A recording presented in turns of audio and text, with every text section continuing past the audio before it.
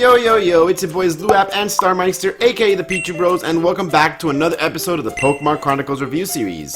Today we'll be reviewing episode 9, The Blue Badge of Courage. It originally aired on February 25th, 2003 in Japan, and on July 22nd, 2006 in the US. Take a look at this new shirt. It's the official Pichu Bros merch. Starmeister and I have worked hard with artist Elio to make a shirt to celebrate the series and this duo. If you like the design and want to support both our channels, then feel free to buy it, the link is down below. And please don't forget to follow Elio for her amazing art. With all that out of the way, let's get started on the recap. The episode begins with Misty doing her daily routine as a gym leader. This includes overfeeding Horsey just for it to only eat one of the 100 of foods provided. As Misty is feeding other Pokemon, Psyduck falls into the pool, and being as useless and adorable as ever, Psyduck still can't swim. While she is exasperated, she hears a voice from the front of the gym, and it's none other than Tracey. He explains that he's here to check up on the gym on order of Professor Oak. Like, really? Oak couldn't have just phoned Misty? I think we all know the real reason that he sent him out. Tracey came at the perfect time, as now he'll be Psyduck's personal swim instructor, and after many failed attempts, Psyduck decides to run away. As the doors open, he crashes into Sakura, who's a character that appeared in the Johto saga and is here to challenge Misty to a battle. Sakura has collected 3 badges already and wanted to challenge Misty, who's in a completely different region. Yeah, that makes no sense to me either. Misty agreed to battle Sakura, but there's a problem. Misty is out of badges. This should be no problem as her sisters are out of town, but surely the official gym leader should have extras, but nope. Turns out Misty has to go to get the badges from a person named Kinzo who lives a couple towns away. Lucky for Misty, she won't have to go alone as Sakura and Tracey decide to tag along with her. While on their way to the destination, Sakura's Espeon runs off and leads him to a man who's knocked down and who's totally not Kinzo. After taking the man back to the cabin, he gives us the ultimate plot twist and reveals the fact that he was Kinzo all this time. He proclaims that he is the badge maker, but he won't be giving the badges easily, and they have to earn it. How can they earn the badges? Well, all they have to do is run miles and then engage in the badge making process themselves. There were some cool montages of Sakura, Tracey, and Misty working really hard to make the badges to their best abilities and really push themselves beyond what they thought they could possibly do. After things are looking bright, Kinzo decides on one last challenge, which is challenging Misty to a battle.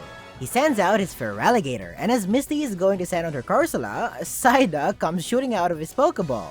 He of course stands no chance against Feraligatr and just runs off before falling into the water. And of course, being unable to swim completely changed Kinzo's mind on the matter. He says that Misty is unworthy of receiving his badges before leaving them, and naturally, Misty blames her troubles on Psyduck. Moments later, Kinzo screeches at the fact that thieves broke into his house and stole his badges. My mind immediately went to Team Rocket, but it turns out it was just generic goons that look straight out of any generic 90s anime. Their Pokemon of choice, of course, are Zigzagoon and Poochyena, which are obvious promotion material and a tie into the anime considering the time that this episode was released in Japan. On top of this, Sakura sends out her Beautifly. She calls it her pride and joy, with the Espeon just standing on the sidelines like, oh really? After a back and forth, Psyduck eventually gets a headache and takes him out with a powerful psychic attack, and the day is saved. Kinzo realizes the true power that Psyduck has and hands Misty a badge case filled with a bunch of badges. Now, with the badges on hand, Tracey, Sakura, and Misty return to Cerulean Gym to continue where things left off. Sakura and Misty are in the middle of their official gym battle using one Pokemon each. Misty is using her ever-reliable Corsola as Sakura went with her pride and joy. No, not Beautifly, but Espeon. Espeon hits Corsola with a strong tackle attack. No, seriously, that's what they went with, before Corsola fired back with Spike Cannon. Espeon takes this opportunity to dive underwater, but resurfaces and knocks Corsola down with a Swift.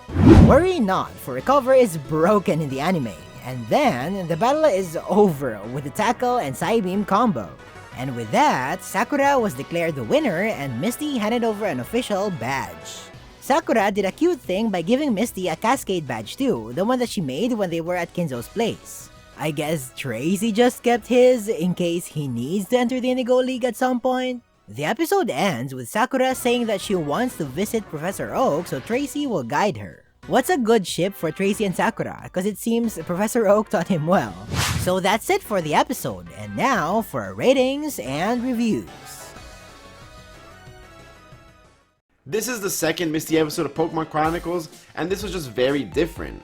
It showed a very cool side of being a gym leader that we haven't seen before, that being the badge making process. Something that struck me as kind of odd while watching is how Kinzo made Misty and gang prove that they're worthy of doing a bunch of tasks that I could never picture the Sensational Sisters doing. Not only that, but they had helped him when they didn't know who he was with a bad leg, and that wasn't even enough. The dialogue in this episode also screamed Skyrim NPC dialogue to me. It was just super artificial at most times. Tracey! Good to see you! You too! This is great! The episode did a good job of balancing 3 important characters into one plot, those being Misty, Tracey, and Sakura.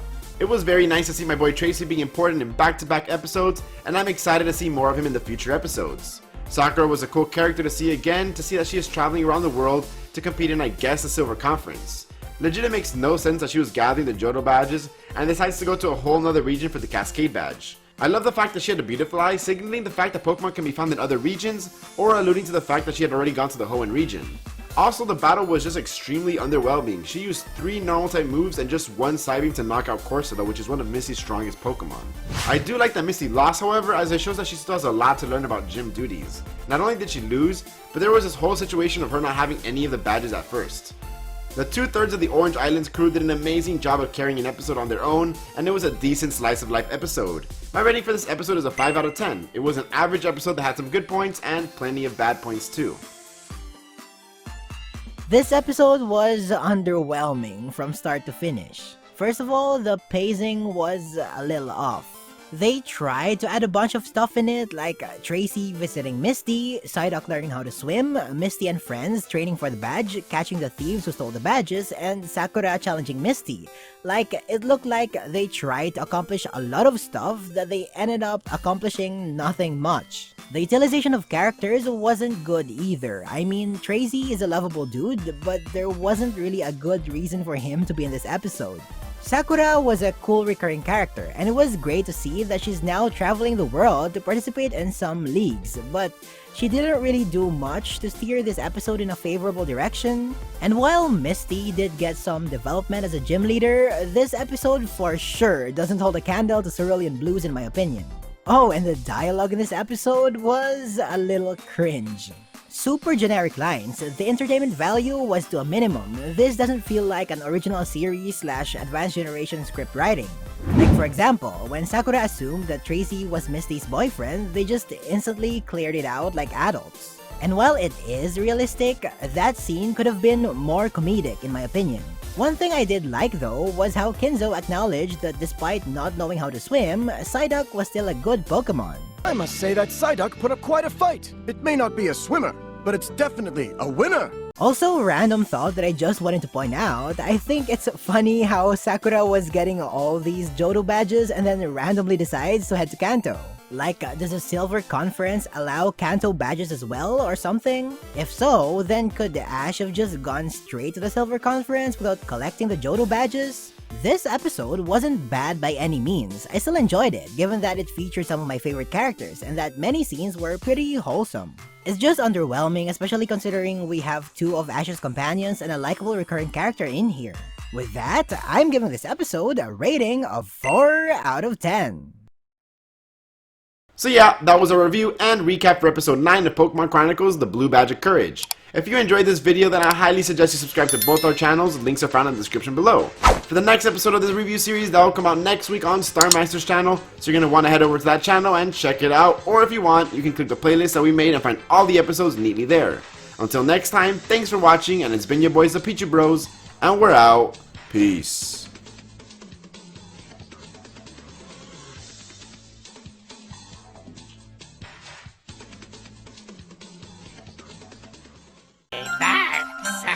Next, we just try it without the life preserver. Okay, Psyduck, watch me. And now it's your turn. Come on, I've got you, Psyduck.